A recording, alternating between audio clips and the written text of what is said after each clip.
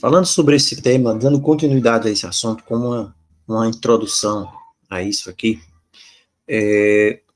o que é que a palavra de Deus nos diz sobre o nosso inimigo e sobre as estratégias de Satanás para os últimos dias? 2 Coríntios, capítulo 2, verso 11, nós temos um texto que é fundamental, de importância fundamental hoje para nós, e que nos mostra qual era o segredo da igreja apostólica. Quando Paulo escreve para os Coríntios, em 2 Coríntios, capítulo 2, verso 11, ele diz algo bastante interessante. Ele fala da luta, da corrida que há entre você está disputando com alguém. Quer queira, quer não, quer reconheça, quer não. Você está numa disputa tremenda, uma disputa sem precedentes. E que a partir do momento que você se dá de conta que você está nessa disputa, essa disputa então fica muito mais ferrenha. Quando Paulo escreve aos Coríntios, é o que nós estamos vendo aqui, em 2 Coríntios 2, verso 11, Paulo diz assim, ele está fazendo aqui uma alusão ao perdão, que é uma das virtudes cristãs, que você sabe que precisa desenvolver. Você sabe disso. Quando você ora o Pai Nosso, alguém ora o Pai Nosso ainda? A gente precisa orar o Pai Nosso. E lá diz, perdoa as nossas ofensas, assim como nós perdoamos a quem nos tem ofendido. Ou perdoa as nossas dívidas, assim como nós perdoamos os nossos devedores. E aí Cristo diz depois numa parábola, se você não perdoar, você também não vai ter o perdão de Deus. E tem aquela parábola do credor incompassivo. Então é um assunto muito rico aqui, que ia puxar várias outras referências. E Paulo aqui está fazendo apenas um exemplo, ele está dando apenas um exemplo sobre como nós muitas vezes podemos cair através de uma coisa simples. Como nós podemos cair através de uma coisa tão simples nos ardis do diabo? Às vezes você pensa que o diabo está preocupado em lhe enganar, fazendo uma aparição. Aí você vai ver ele aparecer com aquela coisa feia, horrível, como apareceu lá para Simone já, como já apareceu para tantos outros, dizer, olha, eu sou o diabo, quero lhe enganar. Aí você, nossa, vou resistir. Assim seria fácil. Mas Paulo aqui em 2 Coríntios 2,11, ele diz o seguinte, o diabo pode enganar você e conseguir uma vantagem sobre você nessa batalha espiritual com uma coisa simples, que você sabe que precisa fazer e às vezes você pode não estar fazendo. Ele diz, a quem perdoais? Verso 10, a quem perdoais alguma coisa, também eu perdoo. Porque, de fato, o que tenho perdoado, se alguma coisa eu tenho perdoado, por causa de vós o fiz na presença de Cristo. Então, tudo que você faz, ou que você deixa de fazer, você precisa sempre lembrar que você está na presença de Cristo. Então, você não está dando perdão, você está fazendo isso na presença de Cristo. Jesus está lhe observando. Você concedeu o perdão, você está fazendo isso na presença de Cristo. E aqui Paulo diz, você está perdoando alguém? Tudo bem, eu também estou perdoando. Ou seja, eu como líder maior aqui da igreja, abaixo de Cristo, claro, eu consinto, eu aprovo esse perdão. Por que isso é importante, Paulo? Aí Paulo vai dizer no verso 11, para que Satanás não alcance vantagem sobre nós. Então veja, é uma corrida aqui. Satanás não alcança vantagem sobre nós. É um leilão. E o que está em leilão aqui é a sua alma. Então você não pode simplesmente querer receber bênçãos de Deus se você está negligenciando algo tão básico como está aqui em 2 Coríntios 10, 2:10. E Paulo diz, se você fizer isso, Satanás, se você não fizer, aliás, o que Paulo está dizendo aqui como um simples exemplo no verso 10, Satanás vai alcançar uma vantagem sobre você. Vantagem sobre o quê? Sobre o leilão da sua alma. É isso? Agora Paulo diz, você hoje, tendo o entendimento espiritual que você tem, você hoje tendo sido batizado em nome de Jesus, você hoje tendo conhecimento das verdades, das profecias, Apocalipse, Daniel, tanta coisa que vai acontecer no mundo, você não pode cair num erro básico desse. Perdão, amor, aquelas coisas básicas da doutrina. E aí Paulo diz, você não pode deixar que Satanás alcance uma vantagem sobre você. Como é que Satanás alcança uma vantagem? Paulo está dizendo, através de uma coisa conhecida. E ele diz, por quê? porque nós não lhe ignoramos os desígnios. O que é desígnio? É a percepção mental. É o pensamento, é o propósito, nesse caso, o propósito vil. Então, Satanás tem planos? Tem. Claro que Satanás tem planos. Satanás é o maior planejador que existe aqui na Terra. Ele faz planos com anos de antecedência. Ele tem feito planos com séculos de antecedência. E ele não teve pressa, vamos dizer assim, para colocar esses planos em execução até que chegasse o momento exato. É por isso que você vê tantas vezes falar em filme, né, agora apenas. Isso aqui e tal, e depois acontece. Planejamento maligno, desígnio maligno. Só que Paulo está dizendo aqui, você conhece isso. Por que você conhece? Porque você tem um mapa que desmancha tudo isso, que desvenda tudo isso ao seu alcance, que se chama a palavra, a escritura. Então você não pode permitir que o diabo alcance vantagem sobre você nisso, porque você conhece quais são os desígnios. Pergunta, quais são os desígnios de Satanás? Se nós fôssemos elencar aqui alguns desses desígnios de Satanás, quais seriam esses desígnios? Primeiro ponto que precisa ficar claro aqui é que todos nós temos um inimigo sobrenatural. Uns reconhecem e outros não reconhecem. Essa é apenas a diferença. O objetivo dele é trazer a dor, a morte e tornar o ser humano cego. A primeira coisa que ele faz para enganar alguém é torná-la cega. É tirar dela a capacidade de compreensão e de percepção. Torna a pessoa também estúpida e torna a pessoa miserável.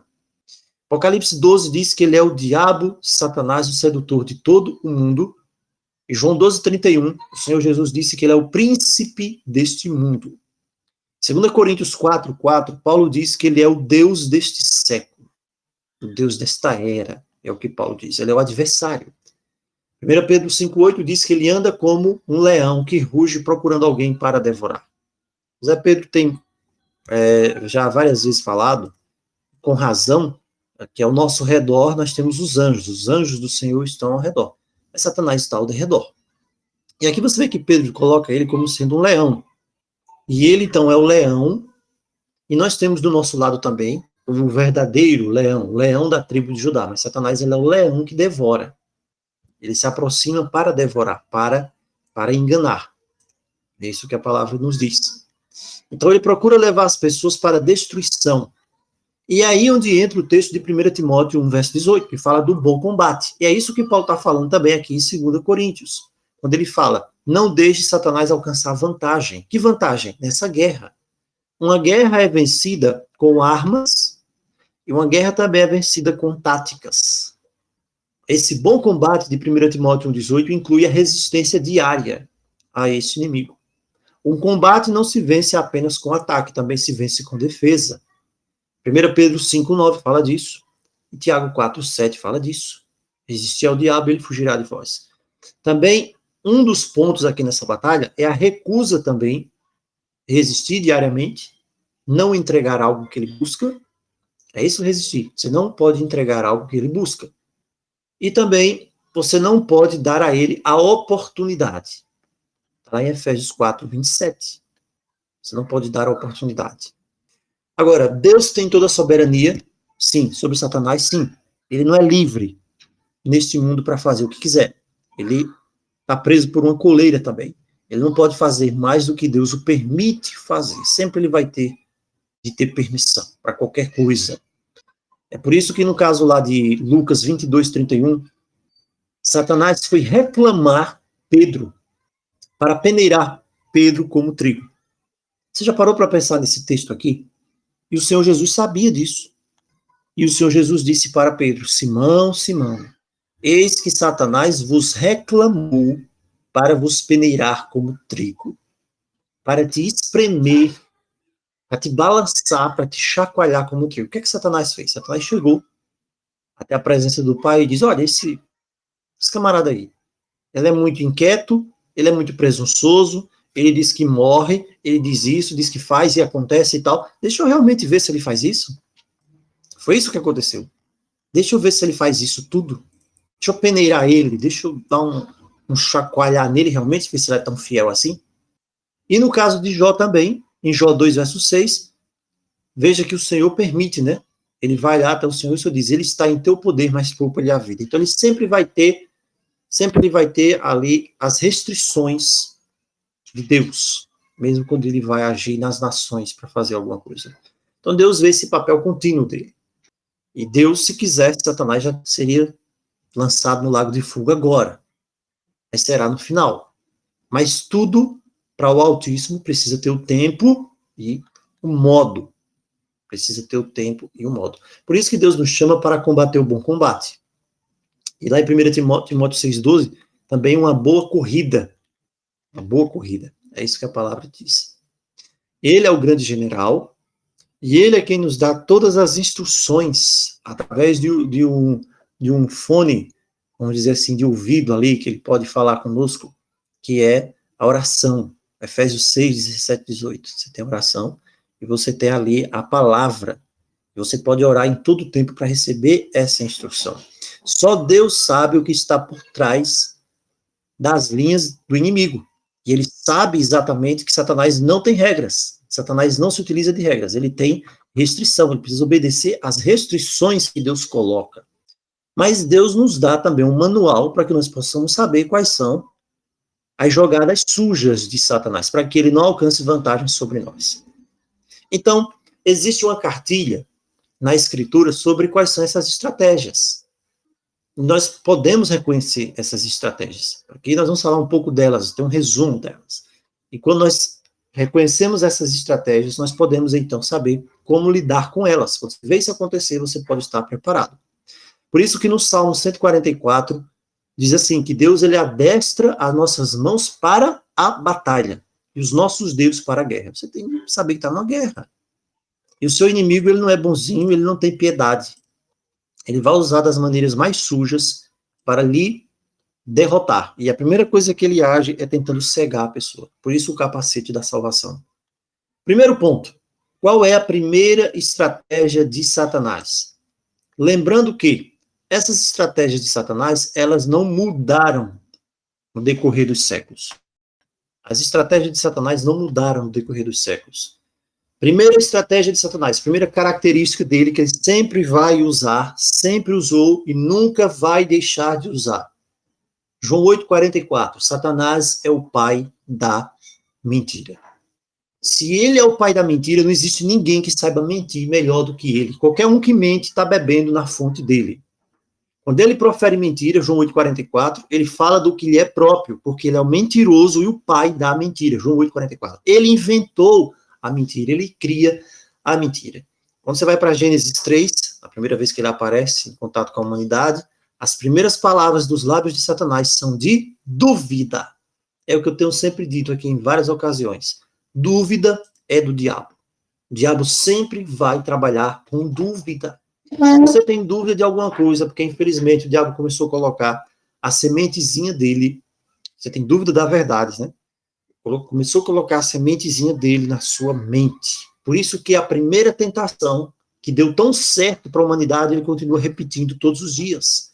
Quando ele diz, é assim que Deus disse, não comereis de toda árvore do jardim. A mulher diz, não, não é assim. Ele disse que se comer aquela árvore lá, a gente morre. E aí vem a grande mentira de Satanás. É certo que não morrereis. Essa é a grande mentira de Satanás que se repete no decorrer dos séculos, em todas as nações, em todas as crenças dos povos, dentro do sistema religioso, dentro das igrejas denominacionais, dos cultos pagãos, é esse. É certo que não morrereis. Você vai ver isso na cultura grega, você vai ver isso na cultura romana, você vai ver isso nos povos do paganismo. Sempre vai existir algum mundo sobrenatural que alguém não morra, mesmo pecando. E essa é a grande mentira. Satanás é o pai da mentira. Ele jamais se firmou na verdade. Então nós estamos lidando com o grande mestre do engano, da mentira. E a grande arma dele se chama dúvida. Esse é o primeiro ponto sobre Satanás. Segundo ponto, ele cega as mentes dos incrédulos. Segundo ponto, ele cega a mente dos incrédulos. Nossa, nós passamos por uma experiência aqui muito forte com relação a isso. A partir do momento que alguém recebe e vai beber lá na fonte da mentira, aceita a mentira de Satanás de alguma forma, ele já é cegado. Porque o Satanás planta a semente da dúvida, da incredulidade. Quando aquela sementezinha cresce, a primeira coisa que ataca é os olhos da pessoa. São os olhos espirituais. 2 Coríntios 4:4, Paulo diz, o Deus deste século cegou o entendimento dos incrédulos. Meu Deus, que coisa clara aqui. O Deus deste século cegou o entendimento, ou seja, ele retira a capacidade da pessoa processar e entender. Isso é muito sério aqui, isso é muito complicado, porque é isso que Satanás faz logo na sequência, ele tira o entendimento de quem? Daquele que crê? Não, do incrédulo. É justamente o incrédulo que Satanás trabalha, tirando dele a capacidade de compreensão. Isso é muito sério. A pessoa perde a capacidade de compreensão. E você vê aqui que tem um passo a passo, é como se fosse ali uma coisa que vai se juntando à outra. É um dominó que derruba o outro, e o outro está derrubando o outro, e por aí vai. A partir do momento que se alude a dúvida, que é o que é causado por Satanás só trabalha com dúvida. Então se planta a semente, e essa semente leva para o cegar do entendimento. 2 Coríntios 4:4. Satanás, ele não somente fala o que é falso, não, o que é mentiroso, levantando dúvidas. Ah, o céu, não, você tem certeza que o céu é azul? Não, o céu não é azul, não. O céu, você está vendo, será que aquilo ali é azul? Não, você que está vendo. E vai inventar uma série de coisas, e a pessoa já está com o entendimento cego, e a pessoa vai chegar ao ponto de dizer, realmente, mesmo que alguém chega e bata assim na pessoa e diz, olha, maluco, você está vendo ali alguma coisa? Não, mas parece que é rosa mesmo. Porque o entendimento cegou. Satanás esconde o que é verdadeiro, e ele impede a pessoa de ver o tesouro da verdade. Ele deixa a pessoa ver até o fato ali. Ah, isso aí realmente é. Mas a pessoa não entende. Esse é o segundo ponto da atuação de Satanás. Terceiro ponto. Ele se mascara em fantasias de luz e de justiça. 2 Coríntios 11, 13 a 15, Paulo diz que algumas pessoas já estavam se passando por apóstolos naquela época. E não eram. E também ele diz, o próprio Satanás se transforma em anjo de luz. O que é que Paulo está dizendo aqui? Quando o diabo vier tentar, quando o diabo vem enganar alguém, ele não vai, principalmente para quem é cristão, se apresentar dizendo que é o diabo. Ele vai usar alguém se apresentando como apóstolo ou como anjo de luz. É assim que Satanás faz. O que é que Paulo diz lá em Atos? Vamos ler esse texto aqui, eu gosto bastante desse texto. Atos capítulo 20, verso 30. Quando Paulo fala da apostasia na igreja apostólica, Atos capítulo 20, verso 30, o que é que Paulo diz aqui?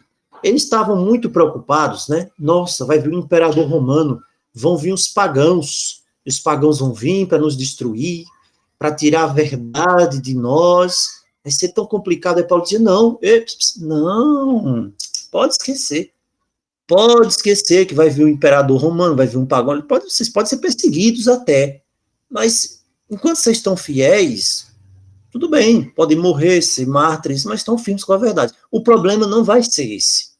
O problema é isso aqui, ó. Verso 29. Eu sei. Paulo diz, eu sei. Ego eimi, o eido aqui, do grego. Eu sei. Ele sabia como? Revelação do Espírito de Deus, o Senhor Jesus. Depois da minha partida, ou seja, depois que eu morrer. Paulo está fazendo a profecia aqui. Depois que eu morrer, entre vós penetrarão lobos vorazes. E lobo aqui é sinal de Satanás. Lobos vorazes. O que é que um lobo voraz quer? Destruir. Ele quer comer. É isso? Um lobo voraz. Penetrarão. Que não pouparão o rebanho. Pedro também fala disso, 2 Pedro 2:1. Mas Paulo está dizendo, a profecia, eles vão entrar aqui no meio dos irmãos e não vão poupar. É mesmo, Paulo? Então vamos ficar de olho nesse pessoal, né? Que vem de fora, que vai se batizar. Não, não é só isso não. Verso 30. E que dentre vós mesmos, como? Entre nós mesmos aqui dos irmãos? Não, não é possível. Como é que pode o irmão fazer uma coisa dessa? Dentre vós mesmos se levantarão. Quem? Homens. Olha, dentre vós mesmos. Que engano é esse? Quer dizer, você está aqui, todo mundo aqui, com a palavra de Deus, feliz, fazendo culto e tal. Aí, do nada, vai aparecer uma pessoa, o irmãozinho A, aí vai pegar a Bíblia assim e vai dizer assim, não, olha, irmãos, isso aí acho que tem um problema nisso aí. O quê? Essa doutrina. Não é assim, não. O quê? Não, não é assim. Mas por quê? Você já parou aí vai lançar o quê? Dúvida. Dúvida. Dúvida. De onde essas pessoas são? Do próprio meio. Então o diabo iria usar quem? Pessoas do próprio meio. Falando coisas pervertidas. É assim que o diabo faz. E é isso que Paulo estava profetizando aqui. Ah, a pessoa, não, mas não é possível, irmão Antônio é um homem de Deus, e o que esse homem fala, não é possível que uma pessoa dessa, usado pelo diabo. Não é possível, irmã fulana, uma pessoa, né, não é possível, ela está com a Bíblia debaixo do braço, ela está orando, está usada pelo diabo. Se estiver falando alguma coisa contra a palavra de Deus, se estiver sendo mentirosa, se estiver sendo mentiroso, se estiver atacando a verdade da palavra de Deus, se estiver criticando, mentindo, fazendo a obra do diabo, é usado pelo diabo, seja quem for. É assim que o diabo age. Quarto ponto sobre Satanás. Satanás faz sinais e maravilhas. 2 Tessalonicenses 2,9 diz assim, que os últimos dias seriam dessa forma. Haveria o aparecimento do iníquo, que era segundo a eficácia de Satanás. E alguns traduzem assim, falsos sinais, maravilhas. Mas a gente já falou disso, né? Sobre essa questão de 2 Tessalonicenses. Então, Satanás, ele faz milagres, e muito mais agora vai fazer daqui para frente, para enganar as pessoas. Então, quem não tiver fundamentado na verdade da palavra de Deus, vai ser enganado. Tem gente hoje que dá mais valor ao homem do que a Deus, que acredita mais na palavra do mentiroso do que na palavra de Deus. Ele vai ser enganado. Então, a minha confiança precisa estar fundamentada na palavra de Deus. Se eu não confio na palavra, não examino a palavra, eu não sei o que a palavra está dizendo, um ser humano da terra, se ele me engana, eu confio mais no pastor, no padre, no bispo, sei lá em quem. Sou enganado, quando o próprio Satã aparecer para enganar, irmão, a esperança é muito pouca. É muito pouca. Quinto ponto, Satanás tenta as pessoas a quê? O objetivo final de Satanás qual é? Pecar. Quer dizer, dúvida, qual é o objetivo de dúvida? Pecar. Crítica, qual é o objetivo da crítica? Pecar. Desunião. Olha, existem dois tipos de união. Existe a união segundo Deus e a união segundo o diabo. A união segundo o diabo é assim, é juntar todo mundo numa panela só. É o que se chama ecumenismo. Está todo mundo numa panela só, ninguém diz que ninguém é errado, todo mundo está certo, todo mundo desobedecendo a palavra, o critério não é a palavra, o critério é todo mundo bate nas costas um do outro, e isso aí, Satanás tenta dizer que é união segundo Deus. Não é, é união segundo o diabo. A união segundo Deus é diferente. A união segundo Deus é uma separação, como Deus fala várias vezes na Escritura. Então, o objetivo de Satanás é levar as pessoas a pecar. Mateus 4, quando Cristo está no deserto, foi isso que ele fez com Judas. E Paulo, em 2 Coríntios 11, verso 3, diz assim, eu receio, nossa, isso aqui é muito sério, isso é muito sério, 2 Coríntios 11, verso 3, eu receio, Paulo diz, que assim como a serpente enganou Eva com sua astúcia, meu irmão, o diabo é astuto, o diabo é muito astuto, o diabo vai fazer o negócio aparecer diante de você, brilhando mais do que o ouro puro, fazer você entregar o que você não tem, aquilo ali, pensando na sua mente. Primeiro, você já está cego. A gente viu que é a primeira característica, o diabo cega. A outra característica que vai fazer ali uma coisa que não presta, é aquela magia.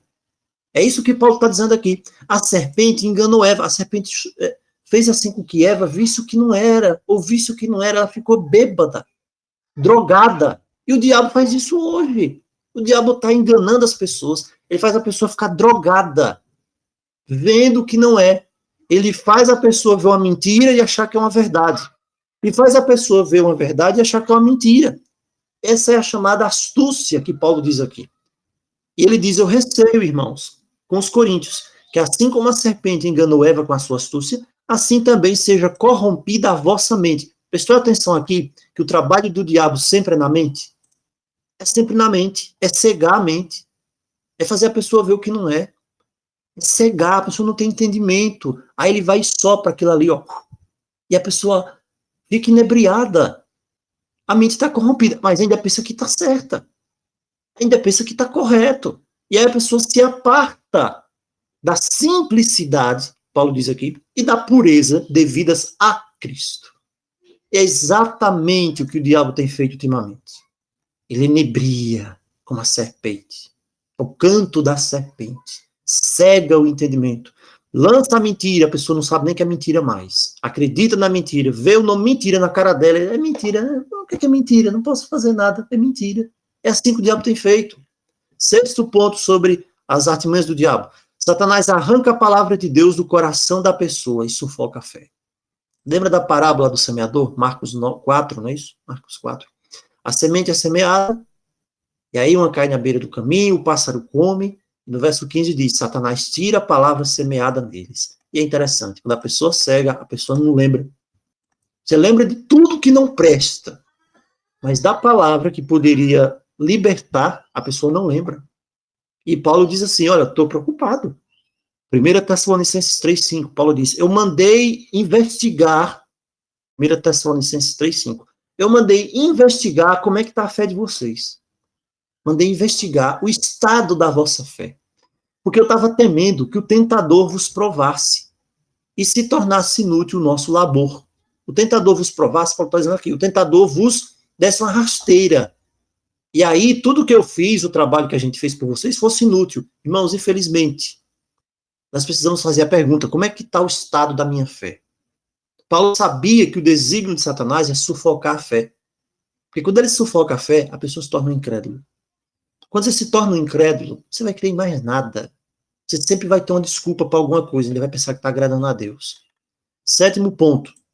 Satanás causa enfermidades e doenças. Satanás causa enfermidades e doenças. Nós já estamos terminando aqui. Isso aí é claro, né?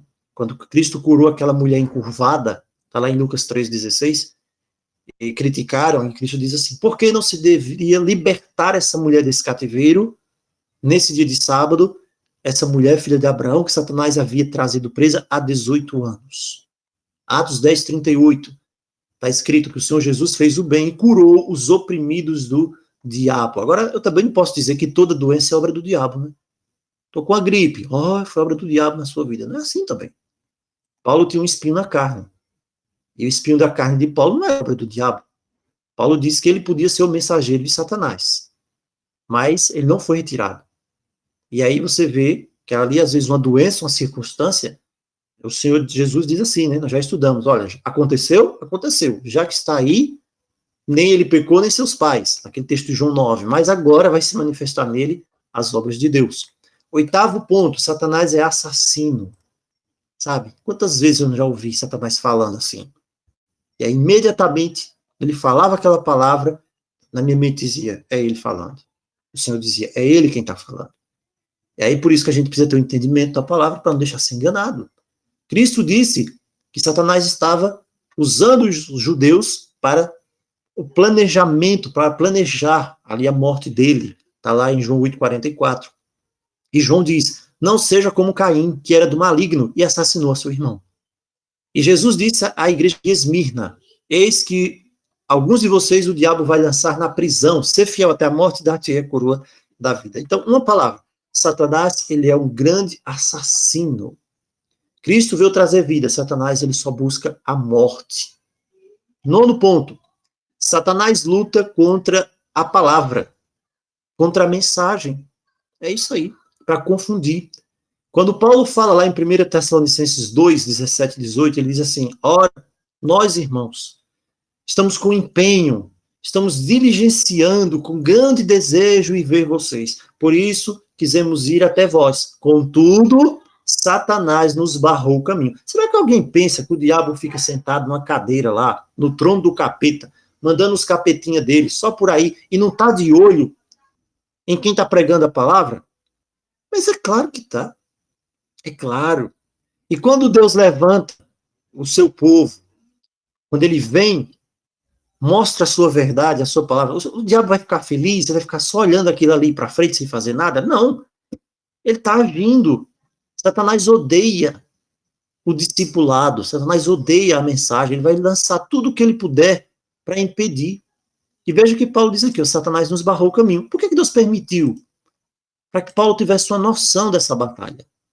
Para que Paulo tivesse a noção de que numa batalha você, às vezes, ganha, outras vezes o inimigo avança, mas você avança, você precisa ter uma disputa de forças. Por isso que muitas vezes você cai. E aí, quando você cai numa vitória, uma vitória temporária do diabo, o diabo diz, já venci tudo. Mais uma tática dele. Então não adianta nem você orar, não tente se levantar mais, ele faz aquele marketing, aquela propaganda toda, para que você não se levante e continue nessa batalha. Então, irmãos, compreender como que essa luta se desenvolve é muito importante.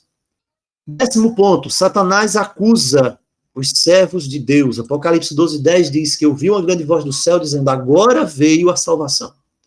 O poder, o reino do nosso Deus e a autoridade do seu Cristo, pois foi expulso o acusador. Meu irmão, põe uma coisa na sua cabeça. Quem acusa é de Satanás. Quem mente, quem critica é coisa de Satanás. É muito simples. Satanás, ele é o acusador. E o acusa de dia e de noite. Assim como foi com Jó, também é conosco. Satanás diz assim sobre nós, eles não amam você de verdade. Não amam, não. Ele ama o benefício dele, assim como ele disse com Jó. Estenda a mão.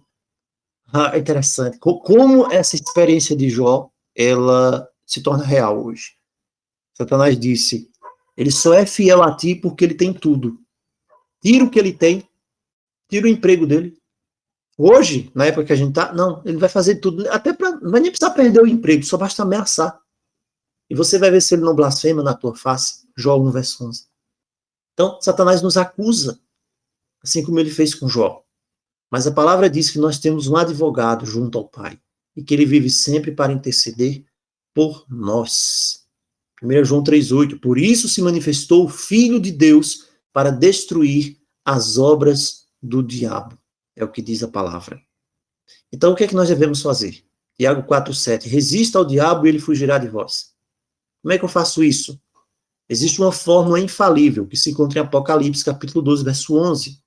Apocalipse 12:11 diz, eles, pois, o venceram por causa do sangue do Cordeiro e por causa da palavra do testemunho que deram. Sangue do Cordeiro, palavra, testemunho, em mesma face da morte, não amaram a própria vida.